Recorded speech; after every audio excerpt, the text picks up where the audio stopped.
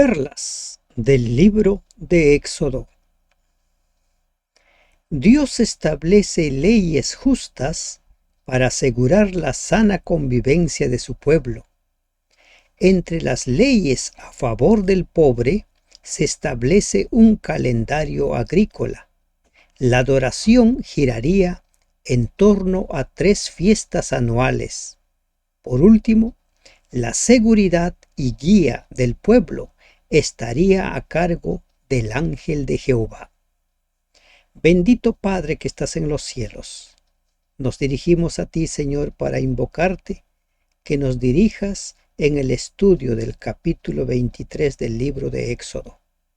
Oh Padre, danos sabiduría, danos discernimiento. En el nombre de Jesús te lo rogamos. Amén. Buen día, hermanos y hermanas de esperanza. Recordemos que toda la Biblia es inspirado por Dios. Segunda de Timoteo 3:16. Toda la Biblia.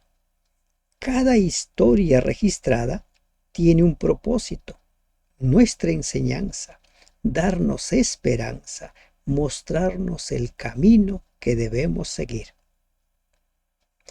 Este capítulo 23 es la continuación del capítulo anterior.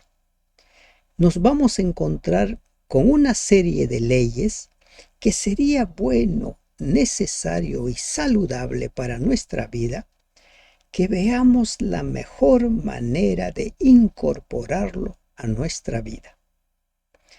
En los versículos 1 al 9 se habla acerca de las relaciones justas entre las personas. ¿Cómo debemos relacionarnos los unos con los otros? Lo que se conoce como las relaciones interpersonales. Sigamos animando, invitando a las personas. Cuanto más personas sumemos al estudio de la Biblia, será mucho mejor. Hay un buen sector de los cristianos que consideran que el Antiguo Testamento ya no está vigente, que el Antiguo Testamento era solo para Israel. Es un grave error. La palabra de Dios se escribió para nuestra enseñanza.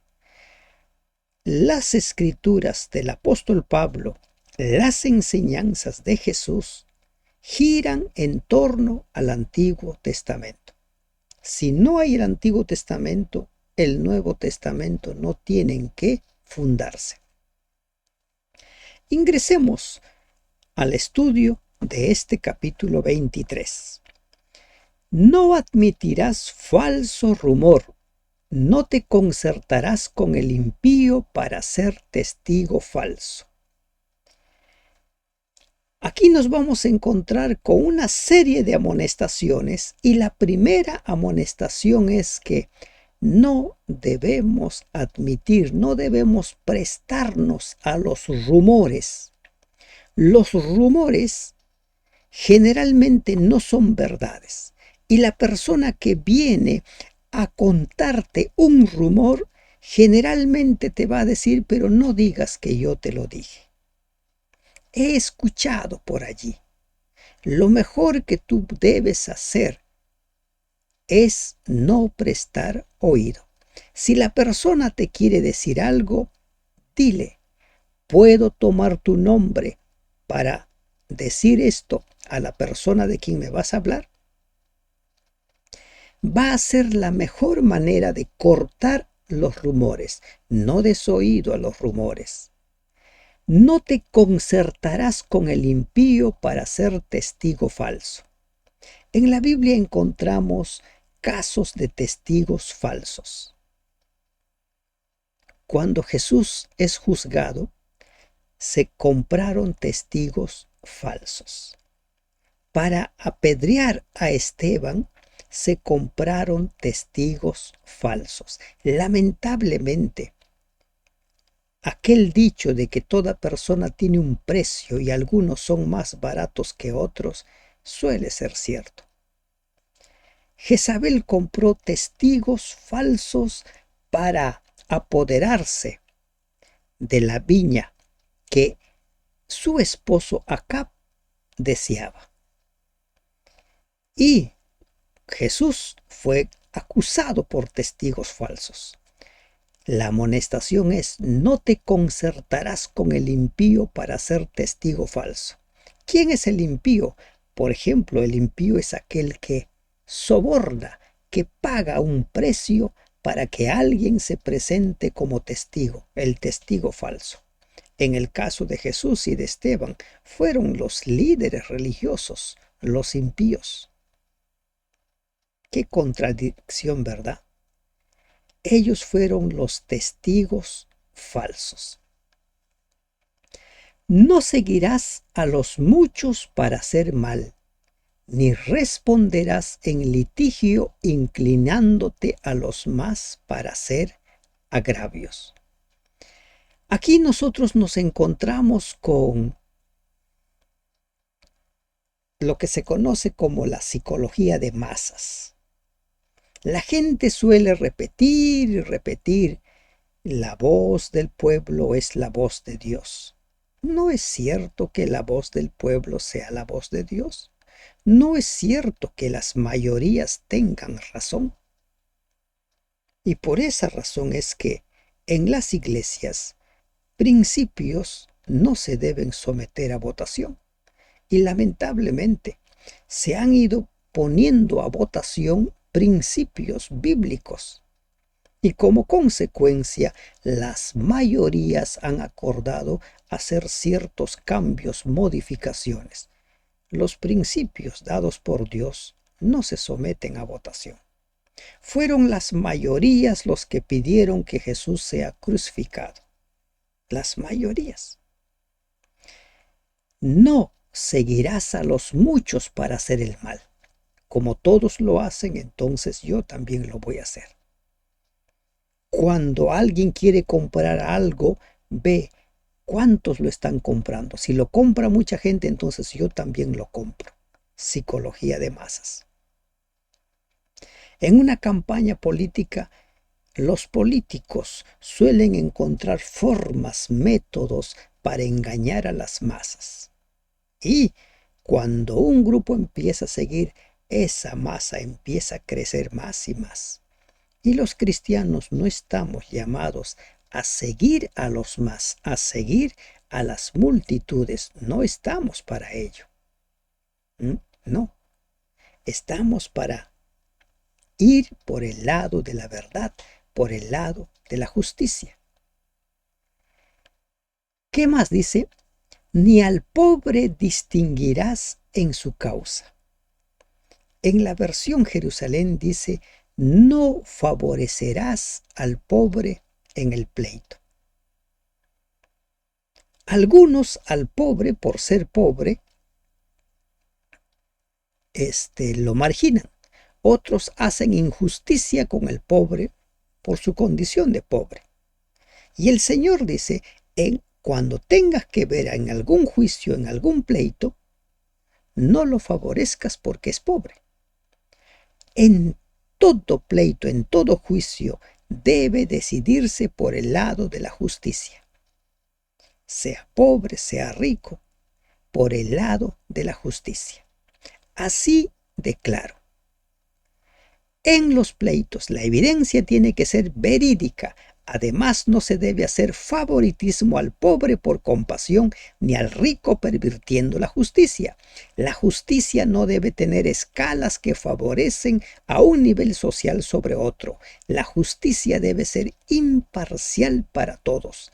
Se condenan rumores falsos, acuerdos perversos y el seguir a la mayoría para hacer el mal o para quedar bien con los ricos, es decir, con los grandes o poderosos. A ninguno se ha de favorecer. Hemos de aprender a ser justos. Si encontrares el buey de tu enemigo o su asno extraviado, vuelve a llevárselo.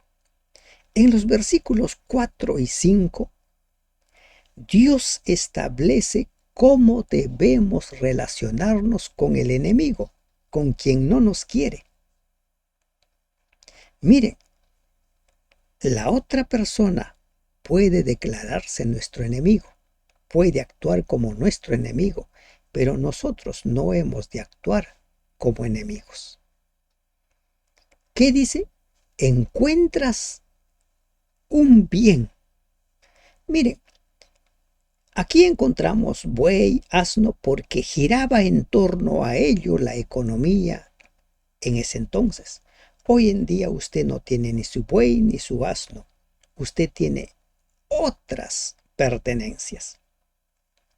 Los negocios giran en otros rubros. Pero el principio es, si encuentras algo de tu enemigo, llévaselo, devuélvelo.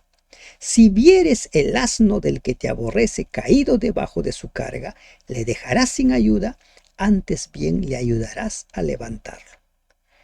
¿Qué nos está enseñando aquí? ¿Cuál es la perla aquí? ¿Cómo debes tratar al enemigo? No puedes mostrarte indiferente cuando el enemigo necesita la ayuda. Si tú estás allí y está en tus manos el ayudar, aunque sea tu enemigo, debes ayudar. Es un principio. Recuerden, Jesús habló acerca de la regla de oro, pero aquí Dios está estableciendo como ley, como sana convivencia, a pesar de que no te lleves bien, debes dar la mano si la persona que se declaró tu enemigo está en apuros. Los versículos 6 al 8. La justicia para los pobres. No pervertirás el derecho de tu mendigo en su pleito. Se ofrece protección al necesitado, al inocente y al justo. Se dan dos amonestaciones al pueblo de Dios. 1. No acusar falsamente a nadie. Y 2. No recibir soborno, lo cual ciega a los que ven con claridad y pervierten las palabras de los justos. De palabra de mentira te alejarás. De palabra de mentira te alejarás. Recuerden que la mentira se repite una y otra vez como motivo de pérdida del reino de los cielos, de la corona de vida. En nuestros días la mentira ha sido normalizada. Hay quienes sostienen que no se puede hablar, que no se puede vivir sin mentir. E incluso han puesto niveles de mentira. Mentiras blancas, piadosas, pequeñas, grandes. De palabra de mentira te alejarás. Así de simple. Y no matarás al inocente y justo, porque yo no justificaré al impío. Quien mata al inocente y justo lo está haciendo adrede. Y Dios dice, yo no voy a justificar al impío. Por otro lado, se exhorta a no recibir dádivas, sobornos. No recibirás presente, porque el presente ciega a los que ven y pervierte las palabras de los justos. Si tú eres una persona que tiene una responsabilidad para dirigir, es mejor que no recibas regalos. Las leyes civiles prohíben que las autoridades reciban regalos. ¿Por qué? Porque los regalos van a hacer que la persona se incline a favorecer a quien le da el regalo. Pervierte las palabras de los justos. No a los regalos, no a las dádivas, no a los presentes. Ya vamos al extremo cuando hablamos de soborno. Eso ya es incluso a propósito, adrede. Te doy tanto para que me favorezcas. Pero los presentes en sí, sin ser un soborno, implícitamente, ¿no? O explícitamente, implícitamente sí lo son. Porque te van a obligar a tomar parte a favor de quien te está dando el presente. Tú te puedes dar cuenta cómo es que tú tratas a quien te da un regalo y cómo es que tratas a quien no te da un regalo. Siempre un regalo te va a inclinar hacia el lado de quien te está dando el presente. El versículo 9 nos habla ahora acerca de la justicia en favor del extranjero. Y no angustiarás al extranjero, porque vosotros sabéis cómo es el alma del extranjero, cuál es el estado anímico del extranjero, cuál es el espíritu, cómo se siente una persona cuando es extranjero. No lo angusties, ya que extranjeros fuisteis en la tierra de Egipto. Antes se había amonestado a Israel contra la opresión del extranjero en el 22:21 de Deuteronomio. Aquí la ley indica que se le debía dar el mismo trato en un pleito, en una discusión a un extranjero. Por su condición de extranjero no se lo margina. Dios establece leyes de protección para el extranjero, para el pobre y la viuda. Porque esos tres grupos en el pasado, y quizás no nos equivoquemos que en el presente también son los grupos más vulnerables. De los versículos 10 al 13, ahora vamos a ver nosotros cómo es que Dios estableció un calendario agrícola, y en ese calendario agrícola se buscaba el bien de la persona pobre, del que caía en desgracia. Como mencionamos en nuestro estudio anterior, cuando Israel ingresa a la tierra prometida, la tierra que fluye leche y miel, todos recibieron su parte, su propiedad, todos. A todos se le entregó, así como cuando Dios dio el maná y cada uno recibió lo que le correspondía. Lo mismo sucedió con las tierras. Y como también hemos visto, las personas salieron con mucha riqueza. Cuando se va a levantar el tabernáculo, Moisés pide que se lleven joyas y la gente empieza a llevar joyas. La gente tenía muchas posesiones, tenía riqueza, salieron ricos como Dios le anunció a Abraham. Pero lamentablemente Dios estaba previendo que surgirían pobres y cómo se trataría y cómo se velaría por el bienestar de esos pobres. 6 años sembrarás tu tierra y recogerás su cosecha. 6 años. Mas el 7º año la dejarás libre, para que coman los pobres de tu pueblo, y de lo que quedare comerán las bestias del campo. Así harás con tu viña y con tu olivar. En una de sus enseñanzas Jesús dice: ¿por qué te preocupas por qué vas a comer, qué vas a vestir? Mira las aves, cómo Dios los alimenta. Y Dios aquí vela por el bienestar del pobre, incluso de las bestias del campo. Durante 6 años, toda la cosecha le pertenecía al dueño del terreno. Pero incluso, como vamos a ver después, los bordes, los extremos, no eran cosechados. Lo que caía se dejaba. Y eso lo vemos bien ilustrado en la historia de Ruth. Y el 7º año no se sembraba. De las semillas que quedaban, porque siempre quedan allí parte de la cosecha, no se recoge todo, brotan.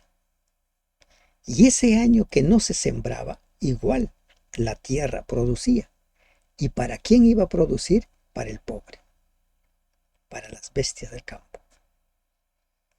Esas eran las medidas de Dios para asegurarse el bienestar de los pobres. No quedaban en el abandono. Y aquí vale la reflexión. Hoy en día estas leyes ya no están vigentes porque las sociedades ya no viven mucho en la mayor parte de la agricultura. Hay otros lugares donde se siembra todo, pero tienen sus propias leyes. cómo nosotros contribuimos al bienestar del pobre, de qué manera nosotros podemos velar por el pobre. En Mateo 25, el Señor habla acerca de los pequeñitos. Tuve hambre, tuve sed, me diste de beber, me diste de comer, me visitaste. De los pequeñitos. Velemos, tengamos un plan para los hermanos pequeños de Jesús. 6 días trabajarás y al séptimo día reposarás, para que descanse tu buey y tu asno, y tome refrigerio el hijo de tu sierva y el extranjero. Para que descanse, para que le des un día de descanso. Aquí está refiriéndose exclusivamente la ley al descanso físico. 6 días trabajarás. En los 10 mandamientos habla acerca del reposo como un día de adoración, pero aquí está tocando la parte del descanso físico. ¿Se refiere al mismo día? Sí, se refiere al mismo día. 6 días trabajarás. ¿Quién está estableciendo esto? Dios. Hoy en día las empresas trabajan los 7 días, las 24 horas. Se habla mucho acerca de un día al año hacer un apagón para velar por el planeta. ¿Cree usted que sirva algo? No un día, no, una hora, dicen. La hora del planeta lo han llamado. ¿Cree usted que con esa hora la Tierra puede recuperarse? El plan de Dios es un plan más sabio. Un día a la semana para recuperar. ¿Se imaginan? Un día a la semana no se pesca. Un día a la semana. ¿Cuán beneficiado sería la misma naturaleza? Y todo lo que os he dicho, guardadlo, y nombre de otros dioses no mentaréis, ni se oirá en vuestra boca. Jehová es Dios celoso. No mencionen los nombres de otros dioses, ni se los oiga en sus labios. Es lo que dice. El mencionar el nombre de un dios era reconocerlo e invocar su supuesto poder. Solo el nombre de Dios, del Creador de los cielos y la tierra, debería estar en labios de la persona. ¿A quién invocas tú? ¿A qué Dios estás invocando? Los versículos 14 al 17, allí nos encontramos nosotros con las 3 fiestas anuales. La adoración gira prácticamente en torno a estas 3 fiestas anuales. En esas 3 fiestas anuales, todo Israel debía ir a Jerusalén cuando Jerusalén quede constituido. Pero en esos 40 años, esas fiestas ya se iban a celebrar. 3 veces al año me celebraréis fiesta. La fiesta de los panes sin levadura guardarás. 7 días comerás los panes sin levadura como yo te mandé en el tiempo del mes de Abib, porque en él saliste de Egipto, y ninguno se presentará delante de mí con las manos vacías. La fiesta de los panes sin levadura, la fiesta de la Pascua, prácticamente los dos formaban la misma fiesta, aunque cada uno iba por su lado. La Pascua tenía más que ver con el cordero que se sacrificaba. Pero esa fiesta se origina en el Éxodo, que es contabilizado como el primer día del año para los judíos. Y aquí hay una gran lección. Ninguno se presentará delante de mí con las manos vacías. Cuando vas a adorar, no te presentes con las manos vacías. Hoy en día en la iglesia se practica la ofrenda sistemática, entregar la ofrenda en los diezmos. Es válido, ¿no? Y se ha optado por ello para asegurarse que las personas puedan dar. Pero un principio que no hay que perder de vista es: no te presentes con las manos vacías. Siempre lleva tu ofrenda a la casa de Dios. Siempre. No te presentes con las manos vacías. Las otras dos fiestas son la fiesta de la siega, los primeros frutos de tus labores que hubieres sembrado en el campo, y la fiesta de la cosecha, la salida del año, cuando hayas recogido los frutos de tus labores del campo. 3 veces al año se presentará todo varón delante de Jehová el Señor. ¿Cuáles son las otras fiestas? La fiesta de la siembra, la fiesta de la siega. Esta fiesta de la siega tiene que ver con las primicias. Y las primicias eran los primeros frutos antes de la cosecha, antes de lo que se conocía como el Pentecostés. Y la fiesta de la cosecha, la salida del año, conocido también como la fiesta del Pentecostés. Entonces, la fiesta de los panes sin levadura, la fiesta de las primicias y la fiesta de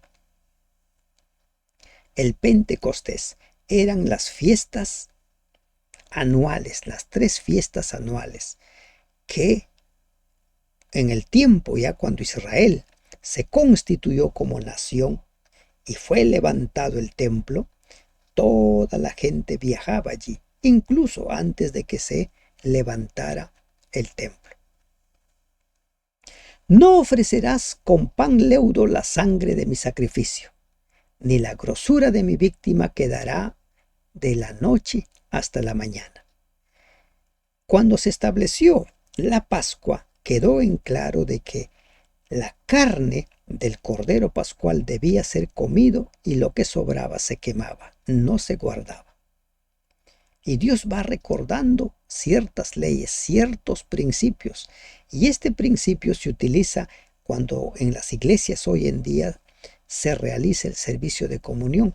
Si sobra el pan sin levadura que se ha preparado, ese pan es quemado.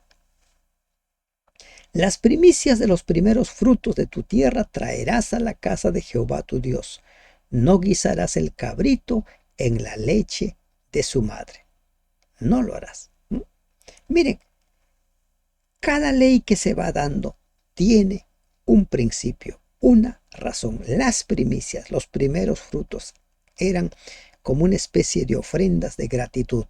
Ya pronto se produciría la cosecha total. Y dentro de lo que es el plan de salvación, las primicias, Pablo habla en su carta a los Corintios acerca de la primicia, Cristo nuestra primicia. Él resucitó primero.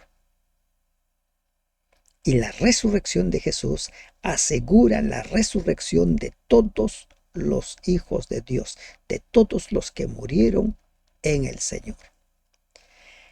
Del versículo 20 hasta el 33, ahora se nos habla acerca de la presencia del ángel de Jehová. Hay muchos que discuten acerca de quién es el ángel de Jehová. La misma Biblia nos habla, nos deja en claro quién es el ángel de Jehová. Ya vimos ya nosotros en estudios anteriores, por ejemplo, cuando Moisés es llamado en la zarza. Si usted puede volver a leer el capítulo 5 de Éxodo, va a ver que el ángel de Jehová es Jehová mismo. Es la misma Biblia la que nos deja en claro quién es el ángel de Jehová. Para los que consideran que no existe la deidad, que solamente existe un Dios, una persona, entonces ellos consideran este como un pasaje oscuro. Pero veamos detalladamente qué es lo que dice la palabra de Dios al respecto. He aquí dice, miren, Jehová, ¿no? He aquí yo envío mi ángel. ¿Quién está diciendo eso? Jehová. delante de ti para que te guarde en el camino y te introduzca en el lugar que yo he preparado. Ya hemos visto también en un estudio anterior, a ver, exactamente en el capítulo 13, versículo del 17 al 22, la columna de nube y de fuego. Esa columna de nube y de fuego acompañó a Israel los 40 años. Y desde allí, ¿no? Jehová guiaba a su pueblo. El ángel de Jehová. Hemos visto también nosotros que en el cruce del Mar Rojo, la columna de nube y fuego, desde allí Dios ve a los egipcios cuando ya está amaneciendo y destruye el ejército. Y muy aparte iba el ángel de Jehová. Yo envío a mi ángel, dice, para que te guarde en el camino y te introduzca en el lugar que yo te he preparado. Un ángel es un guía, es un espíritu ministrador, como dice Primera de o Hebreos capítulo 1. Pero este ángel de Jehová es Dios mismo, recordemos. Guárdate delante de él y oye su voz, no seas rebelde. ¿Se da cuenta que se nos está hablando de otro personaje? Jehová está hablando del ángel de Jehová. Porque él no perdonará vuestra rebelión porque mi nombre está en él. Él no perdonará. La Biblia deja claro también en qué circunstancias no hay perdón. Jesús, cuando vino aquí en la tierra, habló acerca de la blasfemia, que la blasfemia es el único pecado imperdonable. Y a lo largo de los evangelios, Jesús va dejando en claro qué es blasfemia. Una de ellas, por ejemplo, es considerado blasfemia el atribuir la obra de Dios a Satanás. Guárdate delante de él. Pero si en verdad oyeres su voz, sigue hablando del ángel, e hicieres todo lo que yo te dijere, seré enemigo de tus enemigos y afligiré a los que te afligieren. ¿Qué está diciendo Jehová? Si oyes al ángel de Jehová, yo voy a librarte de tus enemigos. Afligiré a los que te afligieren. Porque mi ángel irá delante de ti y te llevará a la tierra del amorreo, del eteo, del fereceo, del cananeo, del heveo, del jebuseo, a los cuales yo haré destruir. El ángel iría delante, guiando. Estaba el ángel en la columna de nube en el día y en la columna de nube de fuego en la noche. Recuerden el capítulo 13. Donde dice que durante 40 años la columna de nube y de fuego acompañaron. Aquí lo que se nos está dejando en claro es que Israel, a pesar de sus rebeliones, durante esos 40 años no fue dejado solo, no fue abandonado. No te inclinarás a sus dioses. Está hablando de los pueblos cananeos. No te inclinarás a sus dioses, ni los servirás, ni harás con ellos como hacen. Antes los destruirás del todo y quebrarás totalmente sus estatuas. Y esa orden se vuelve a repetir una y otra vez. Ningún ídolo de los cananeos debía ser preservado. No se debía participar del culto idolátrico de los cananeos. Mas a Jehová vuestro Dios serviréis, y él bendecirá tu pan y tus aguas, y yo quitaré toda enfermedad de en medio de ti.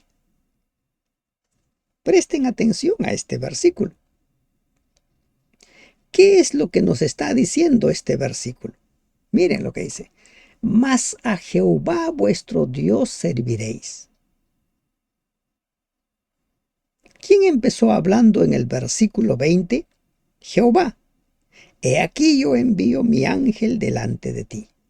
Ahora en el versículo 25 dice, mas a Jehová vuestro Dios serviréis, y Él bendecirá tu pan y tus aguas.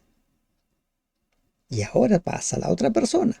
Y yo quitaré toda enfermedad en medio de ti. Como hemos venido diciendo, el libro de Éxodo tiene muchas referencias acerca de lo que se conoce como los dos Jehovás. Miren, les voy a compartir lo que dice este capítulo 23, versículo 25, según la Nueva Traducción Viviente. Dice: sirve solo al Señor tu Dios. Si lo haces, yo te bendeciré con alimento y agua, y te protegeré de enfermedades. Estamos encontrando a dos personajes de la deidad. Y aquí hay algo más. Aquí se está relacionando la adoración, el servicio a Dios con la salud. Salud y adoración. Cuando se enseña acerca de la salud, la definición hecha, por ejemplo, por la Organización Mundial de la Salud, dice que la salud es el completo bienestar físico, emocional y social del ser humano. No toca la parte espiritual, pero la parte espiritual es determinante en la salud. Cuando la parte espiritual no es cubierto, las personas hablan acerca de un vacío que no saben a qué se debe, que no saben cómo llenar. ¿Por qué? Porque todos nosotros hemos sido creados como seres espirituales, no solo físicos, emocionales, sociales, sino también como seres espirituales. En Lucas 2 dice que Jesús crecía en gracia para con Dios y para con los hombres. Crecía físicamente, intelectualmente y socialmente. Es lo que nos dice Lucas capítulo 2 en la última parte. Y ahora en este versículo encontramos que la adoración a Dios y la salud van de la mano. Qué preciosa perla, ¿verdad? No habrá mujer que aborte ni estéril en tu tierra, y yo completaré el número de tus días. Aquí hay una declaración que vale la pena tomarnos unos segundos. Primero, de que no habría mujer estéril. Toda mujer podría concebir, tener hijos. Y en la segunda parte dice, yo completaré el número de tus días. Te daré una vida larga y plena. Se habla en temas biológicos que el corazón es como un reloj con fecha de expiración. Llega un momento en el cual ese reloj llega a su final y simplemente se apaga. Y cuando llega esa fecha, dejamos de existir. Alguien comentaba que uno de sus seres queridos, ya muy anciano, se acostó, se despidió, no tenía ninguna enfermedad y al día siguiente ya no despertó. El reloj se había agotado, llegó a su fecha de expiración. Y Dios dice, yo completaré el número de tus días. ¿Cuántos serán los días que Dios nos ha dado? ¿Y cuántas personas fallecen antes que sus días se completaron? Muchos mueren, niños, adolescentes, jóvenes. La promesa de Dios, por ejemplo, en el libro de Isaías, para Israel era que el niño no moriría antes de los 100 años, ni el anciano sin que cumpla sus años.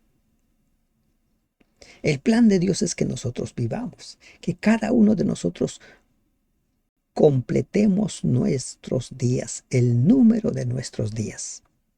Serán 80 años, 90 años, 100 años. A cada uno Dios nos ha dado, dice, yo completaré. Pero necesitamos tener una relación estrecha con Dios, porque la adoración y la salud van de la mano. Qué preciosa perla, ¿verdad?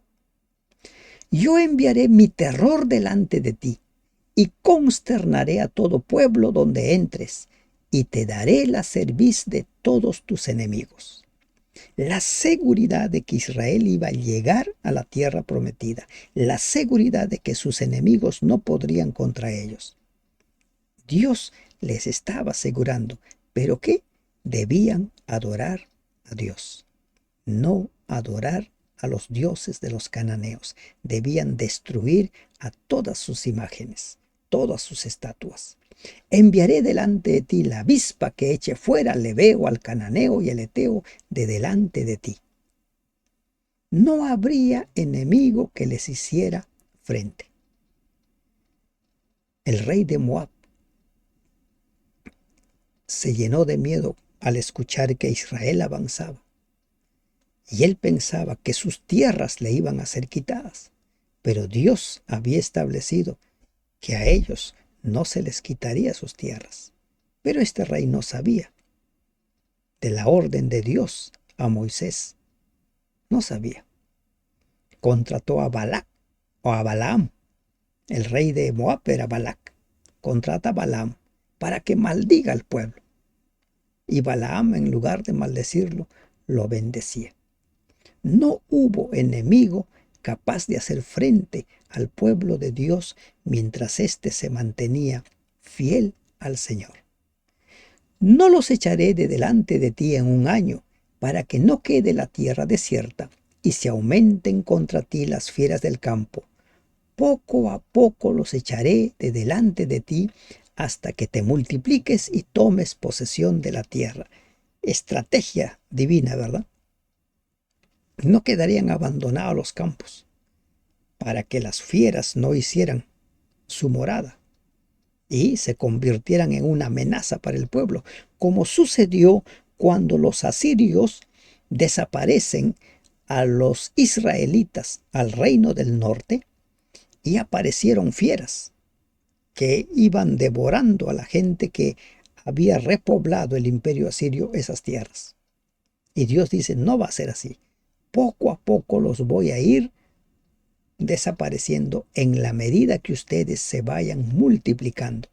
Dios había establecido los límites de la tierra prometida a Abraham. Y recién, lamentablemente, en el tiempo de David, Israel pudo poseer todas esas tierras prometidas. Y fijaré tus límites desde el mar Rojo hasta el mar de los Filisteos, y desde el desierto hasta el Éufrates, porque pondré en tus manos a los moradores de la tierra, y tú los echarás de delante de ti. El enemigo no podría hacer frente. La victoria estaba asegurada, pero ¿cuál era la condición? Debían adorar a Dios. No debían postrarse ante dioses de ningún tipo. Todos los ídolos debían ser destruidos. No harás alianza con ellos ni con sus dioses, los pueblos cananeos. Y en tu tierra no habitarán, no sea que te hagan pecar contra mí sirviendo a sus dioses, porque te será tropiezo. Y aquí hay una perla. Nosotros hemos sido llamados para evangelizar. Nosotros hemos sido llamados para ser seres sociables con las personas o las personas no creyentes. Pero no hemos sido llamados a participar de sus usos y costumbres. Los israelitas cometieron un grave error cuando Balaam invita a la fiesta en honor a sus dioses de los moabitas. Y se produjo una muerte de más de 22,000 personas. Por eso el Señor dice, no harás alianza con ellos. Estamos llamados a evangelizarlos, a ser amigos, a tratar con ellos, pero no a participar de sus usos y costumbres. Hay que tener clara esa diferencia. ¿Qué hemos encontrado aquí? que el Señor ha establecido leyes para establecer una sana convivencia entre su pueblo, pero también ha establecido leyes claras de a quién adorar y cómo es que nuestra vida, el cumplir nuestros días en esta tierra, depende de si adoramos o no adoramos al Dios vivo. Que Dios te bendiga. Amén.